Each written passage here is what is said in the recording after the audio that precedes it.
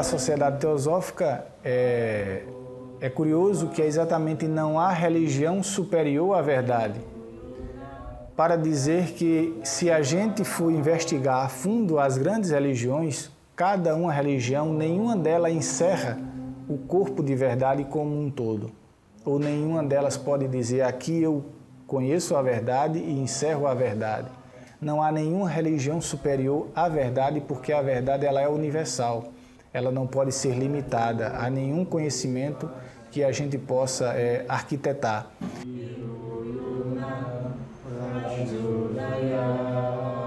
Que os seus frequentadores são de religiões diferentes. Você pode ser espírita e frequentar a sociedade teosófica, evangélico, católico, ubandista, enfim.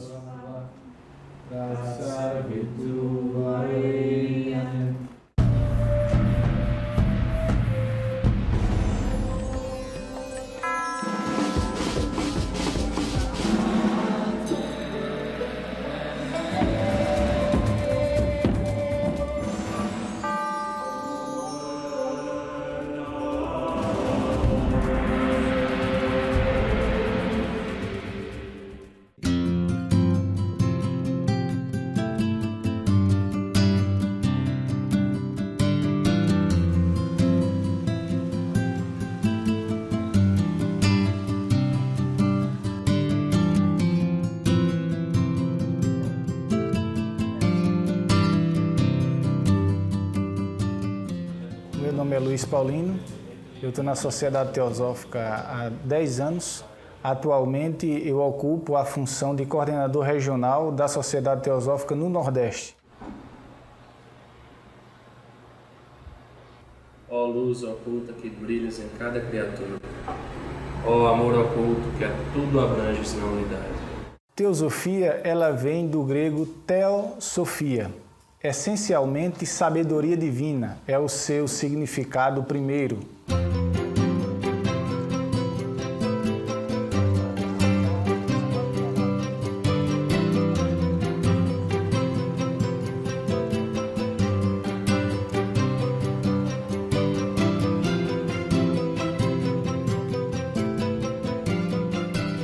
Talvez a forma mais simples seria dizer da sabedoria divina que se encontra dentro de todas as religiões de todos os tempos, como se fosse, quem sabe, alguma coisa que está no próprio plano da criação do universo e que nós tentamos descobrir tanto nos livros e nas revelações de todas as religiões, como também pela contemplação das próprias leis da natureza.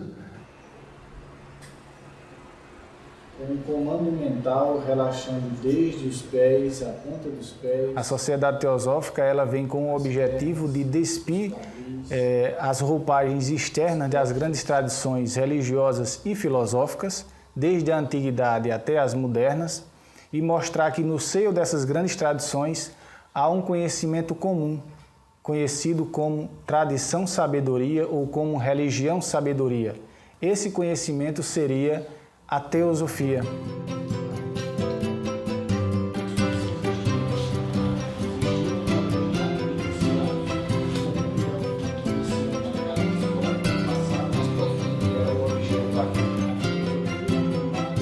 A sociedade teosófica ela não pode ser confundida com a teosofia. A teosofia ela é mais abrangente do que a sociedade teosófica. A sociedade teosófica moderna ela nasceu em 1875 nos Estados Unidos, através de um grupo de pessoas, dos quais 2 se destacaram, que foi a pessoa conhecida por Blavatsky e o coronel Olcott, que deram as bases para o movimento teosófico moderno. No mundo inteiro, o movimento esotérico tem como base e difusão a partir da sociedade teosófica. Mas existiu no passado uma outra organização que dá a base disso que modernamente nós chamamos de sociedade teosófica, que foi a Escola Teosófica Neoplatônica de Alexandria, fundada por Amônio Sacas. Essa escola pontualmente tem praticamente os mesmos objetivos da sociedade teosófica moderna, muito embora a teosofia ela perpassa os meios dessas duas escolas, tanto da do passado quanto da moderna, porque ela é a sabedoria universal, a herança da raça humana em direção ao divino. Ela veio ao Brasil por um desenvolvimento progressivo que foi dos Estados Unidos alcançando Cuba e de Cuba alcançando a Argentina. A primeira loja teosófica no Brasil foi fundada em 1902, na cidade de Pelotas, a Loja Dharma de Pelotas. A loja é o local onde a sociedade teosófica se reúne em cada lugar onde tem o seu movimento, né? E desde então ela compôs uma seção nacional espalhando essas lojas, esse movimento em todo o Brasil. Hoje ela está presente em praticamente todos os estados.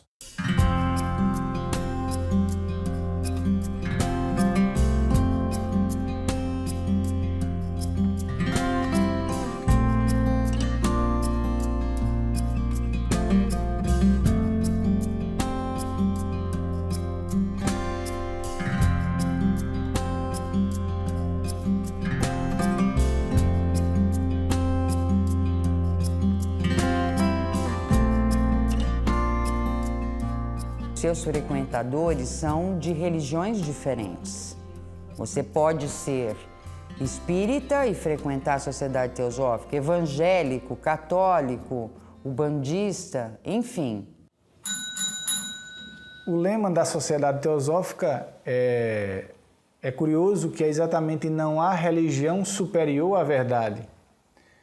Para dizer que se a gente for investigar a fundo as grandes religiões, cada uma religião, nenhuma delas encerra o corpo de verdade como um todo. Ou nenhuma delas pode dizer, aqui eu conheço a verdade e encerro a verdade. Não há nenhuma religião superior à verdade, porque a verdade ela é universal. Ela não pode ser limitada a nenhum conhecimento que a gente possa arquitetar. O pensamento teosófico, como linha filosófica oriunda dos neoplatônicos de Alexandria, portanto do Egito, no século III de nossa era, nós encontramos alguns princípios fundamentais. Então, esses princípios fundamentais dessa linha de pensamento são o samsara, ou a ideia de que a vida é cíclica, alguns chamam isso de reencarnação. Nós preferimos entender filosoficamente que é um processo que abrange não só a condição humana, mas também o reino animal, o reino vegetal. Daí uma tendência vegetariana na sociedade teosófica. Embora nós não tenhamos nenhuma obrigação ou imposição de que o membro seja vegetariano, e também o princípio da lei de ação e reação, que os orientais chamam de karma, que nós colhemos aquilo que semeamos. O princípio de evolução, o dharma, que de alguma forma existe um objetivo no universo que é uma evolução progressiva e cósmica, que nós vamos ultrapassar a condição humana, que a condição humana já vem de uma situação de evolução pretérita nos animais, por sua vez nos vegetais, nos minerais, tudo. E Deus está em todas as formas, embora nem todos necessariamente usem a palavra Deus para nominá-lo. Platão refere-se ao demiurgo e os orientais eventualmente mencionam Ishvara ou Alá, dependendo das tradições. Então, os vários nomes dessa inteligência que leva a manifestação a um caminho evolutivo progressivo. E existe então um plano divino que nós vamos encontrar mais descrito na Doutrina Secreta, que é a obra fundamental da senhora Blavatsky, nossa fundadora, juntamente com o Coronel Walcott. E podemos também considerar o princípio de yagya, ou sacrifício, que nós temos que dar algo em troca daquilo que nós recebemos do sacrifício universal do cosmos para a nossa existência. Busquemos visualizar uma luz que vive no centro do nosso coração. Esta luz é o nosso ser espiritual. os objetivos, os princípios da sociedade teosófica, eles já, por si só, já definem, né, a existência dessa instituição como um núcleo da fraternidade universal, como uma instituição que vai estimular o estudo comparativo entre religião, filosofia e ciência, e também um incentivo a investigar as leis não explicadas da natureza e os poderes latentes no homem. Então, aquilo que está oculto, né? Se você tiver contato com a doutrina secreta, por exemplo, né? Então, o estudo do ocultismo, esse terceiro princípio, esse terceiro objetivo, é um incentivo ao estudo e não à prática. O mantra Gayatri por 3 vezes.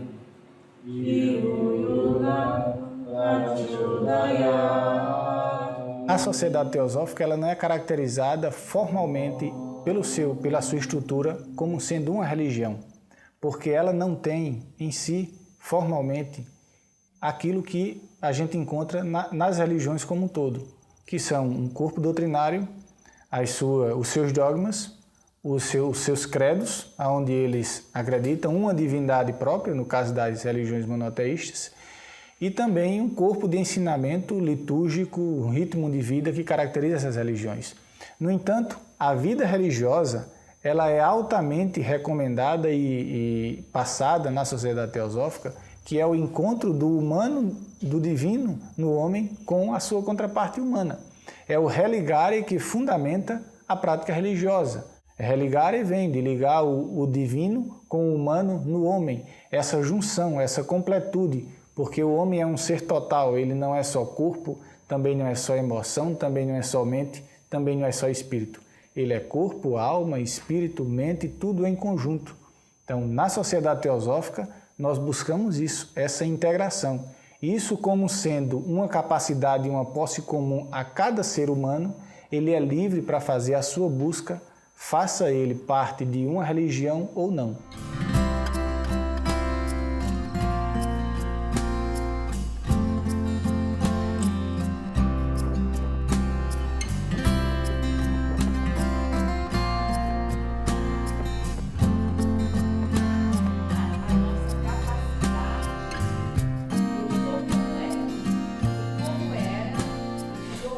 O que me chamou a atenção na teosofia foi o modo como eles veem as religiões de diferentes aspectos, a maneira como eles encaram a figura de Deus. Isso foi o que me chamou mais a atenção. Esse é o homem vitruviano, que é um forma, arquiteto romano descrevendo as proporções como apenas uma forma limitada manifestar diferenças e diversidade, eis o que torna possível o crescimento da consciência.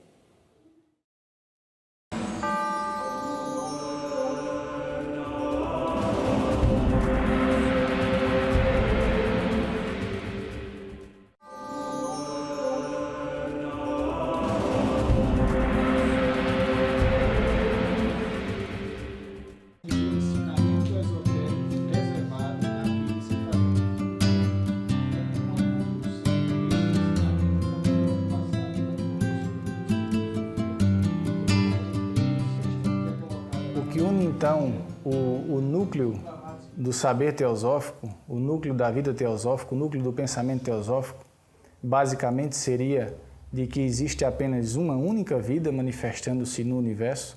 Nós somos parte dessa vida, assim como os animais são parte dessa vida, os vegetais e todo o mais ínfimo, a mais ínfima partícula atômica fazem parte dessa consciência universal. Esse seria o primeiro pilar que une o pensamento teosófico.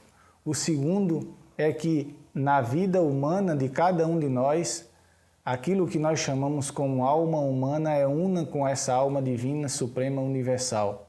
Ainda hoje, pelos nossos dias, não é porque as escolas de mistérios aconteceram no passado que os seus ensinamentos não possam ser vividos no presente.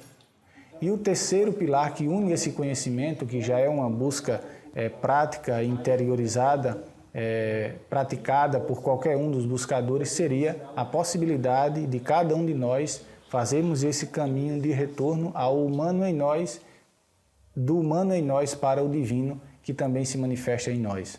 Estudo sobre a consciência, ele desenvolve a ideia de que está subentendido, talvez, um princípio que é a unidade da vida, né? Então, a prática dessa unidade da vida, via de regra, se apresenta como fraternidade, como solidariedade, como respeito à natureza, como tentar evitar o sofrimento, tá? E levar a sabedoria como fórmula de vencer o mal, pois o mal não existe por si mesmo, senão como carência da sabedoria ou do bem.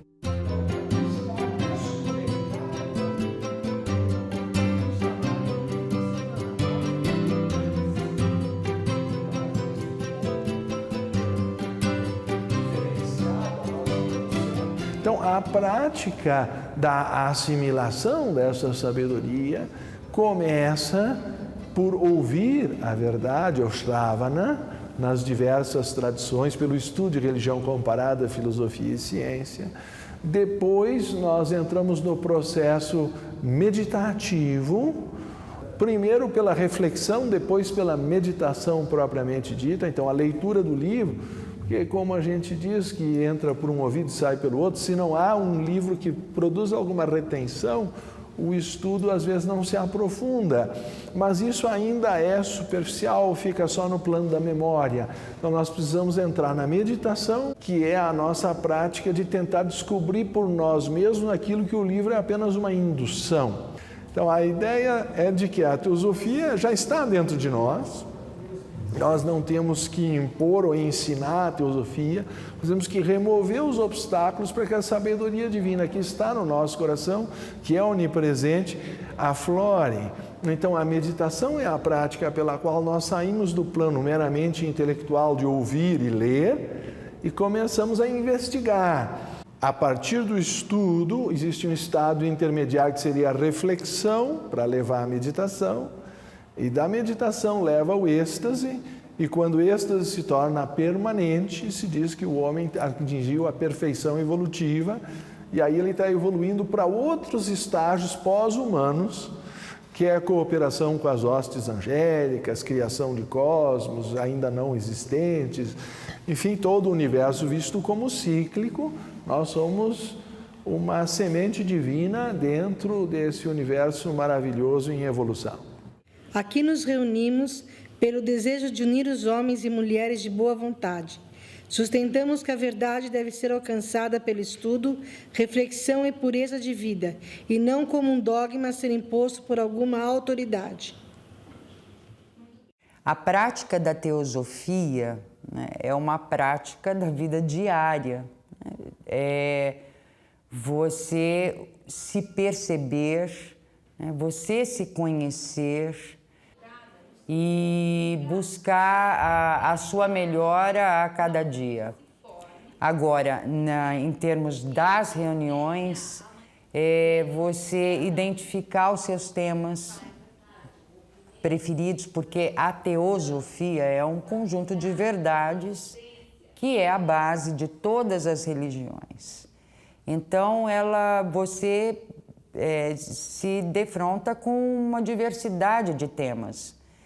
E você pode pesquisar, né, enveredar por alguns temas, e você, ao mesmo tempo, como hoje, que teve uma palestra, o colega traz um tema, que pode ser que não seja aquele que você vá pesquisar a fundo. Então, você aprende com o outro. E você também, né, por conta própria, você pesquisa. Esse é o lado, vamos dizer assim, do conhecimento. Há um comentário de Blavatsky, que foi a fundadora do movimento teosófico moderno, em que ela diz o seguinte: cada teosofista, em sendo participador de uma religião, ele é responsável, entre aspas, vamos dizer, pela sua prática de vida, tornar aquela religião melhor, tornar aquela religião mais elevada, tornar aquele ambiente religioso mais elevado. O que nós devemos sempre deixar claro é que o encontro religioso promovido através da sociedade teosófica no humano não é torná-lo um religioso comum, mas é torná-lo conhecedor da essência divina que ele é. Para isso, ele não precisa de nenhum intermediador, além dele próprio. Mas ele é livre também para fazer esse encontro participando de qualquer outra tradição religiosa ou filosófica. O ilimitado, ele só pode mostrar-se no limitado.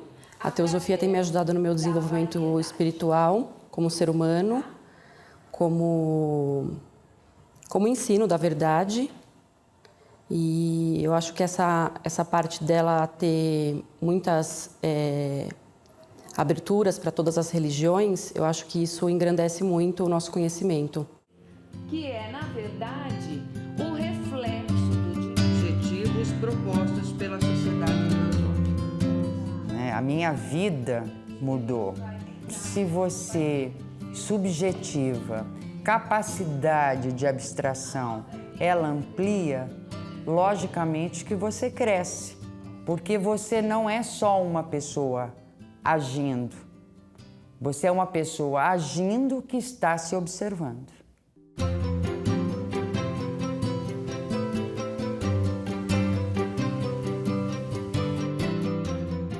A sociedade teosófica, eu devo a ela todo o crescimento interior, não é? De uma vida de dedicação que ela oportunizou pelo contato com essa literatura maravilhosa e pela prática coletiva do convívio fraternal e da meditação. E aí também a gente não pode aceitar de forma alguma a intolerância religiosa, porque uma pessoa vai se encontrar por temperamento, por ritmo de vida, por escolha, em uma determinada religião.